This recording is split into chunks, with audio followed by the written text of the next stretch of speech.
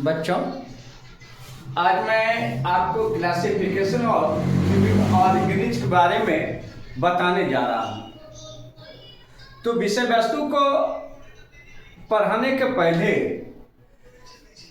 सब important useful technical और terminology के बारे में जानना जरूरी है। तो इसमें सबसे पहले मैंने क्लासिफिकेशन लिया है। क्लासिफिकेशन जीवों का आइडेंटिफिकेशन, नोमेनक्लेचर और क्लासिफिकेशन है, जिसका कि मुख्य आधार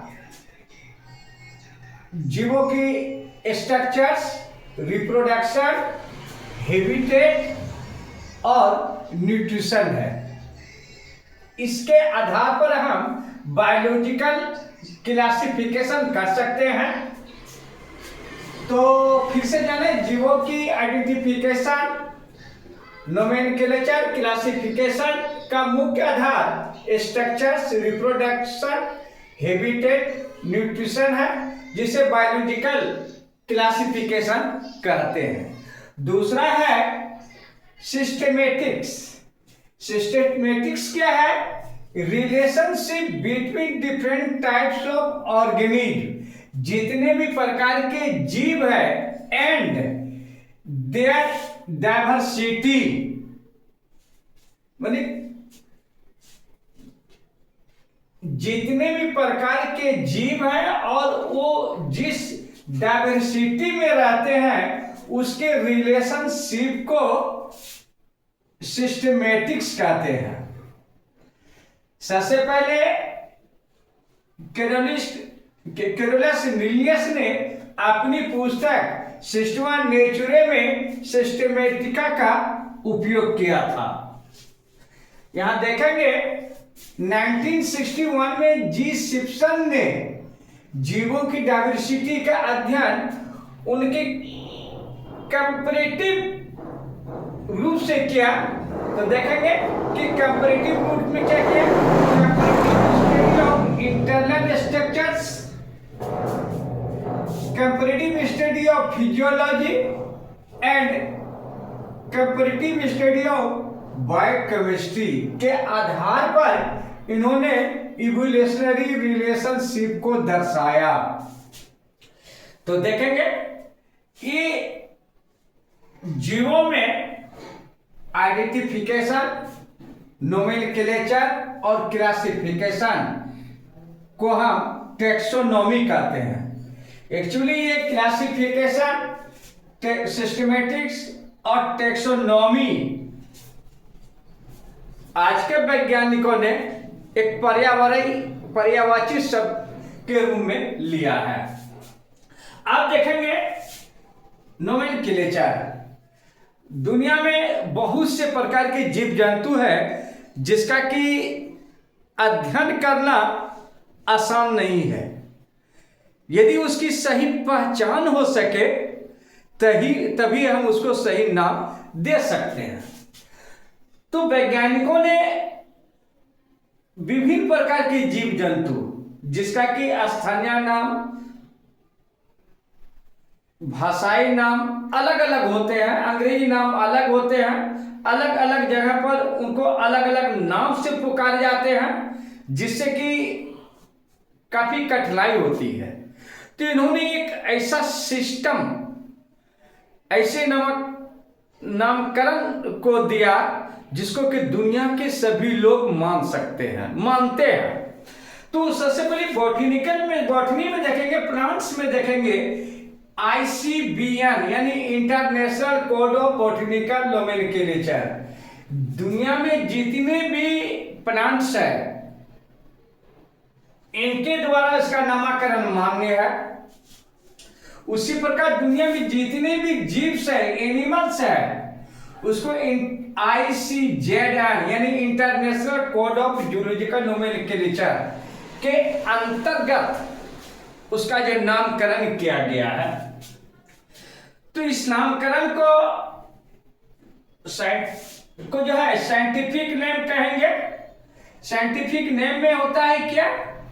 कि इसको सबसे पहले दो प्रकार से क्लासिफिकेशन किया गया, नोमेनक्लेचर किया गया है, एक बाइनोमियल और दूसरा ट्राइनोमियल। बाइनोमियल में पहला नाम जेनेरिक नेम होता है किसी भी जंतु का और दूसरा नाम स्पेसिफिक नेम कहलाता है।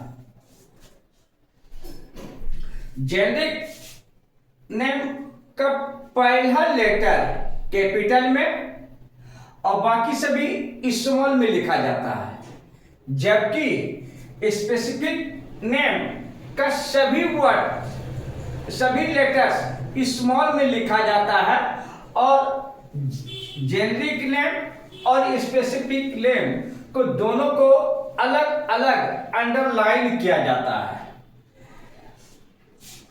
इसी प्रकार प्रोनाउंस में भी देखेंगे कि ये स्पेसिज, ये पहला नाम जेनेरिक नेम होगा, दूसरा नाम जो है स्पेसिफिक होगा। तो ये दोनों नाम होते हैं। कभी कभी जिसको कि ट्राइनोमियल नोमेनक्लेचर में कहेंगे कि स्पेसिज जो कि बहुत दिनों तक अलग अलग स्थानों पर रहते हैं तो उसमें कैरेक्टर्स कुछ चेंज कर जाता है, जिसको हम सब स्पेसिफिक नेम कहेंगे।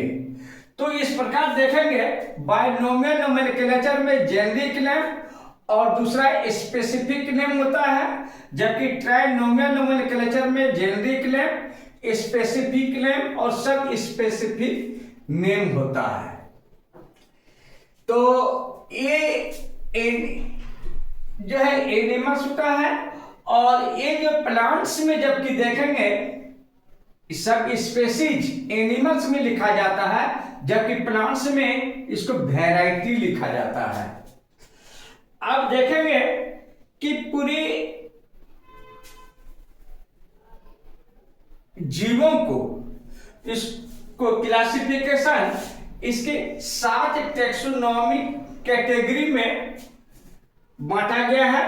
पहला किंगडम, दूसरा फाइलम, तीसरा क्लास, चौथा ऑर्डर, पांचवा फैमिली, छठा जीनस और सातवां स्पेसिफिक। यानी kingdom, phylum, class, order, family, genus and specific.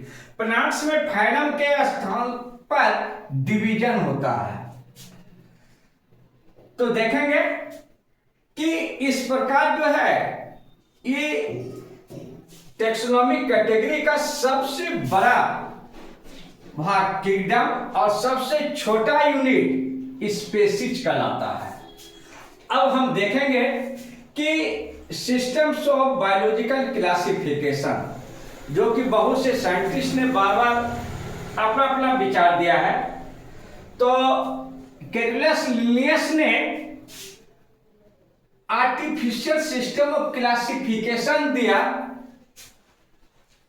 जो कि बहुत मान नहीं है, लेकिन बेंथम एंड हुकर ने जो दिया नेचुरल सिस्टम ऑफ क्लासिफिकेशन वो मान्य है। इसी प्रकार phylogenetic system of classification which समानता और उसके स्ट्रक्चर्स के आधार पर सही माना गया, जबकि फिनेटिक सिस्टम ऑफ क्लासिफिकेशन जो कि कंप्यूटर बेस्ड आइडेंटिफिकेशन है वो बहुत ज्यादा डेवलप नहीं है। धन्यवाद। अगला उसमें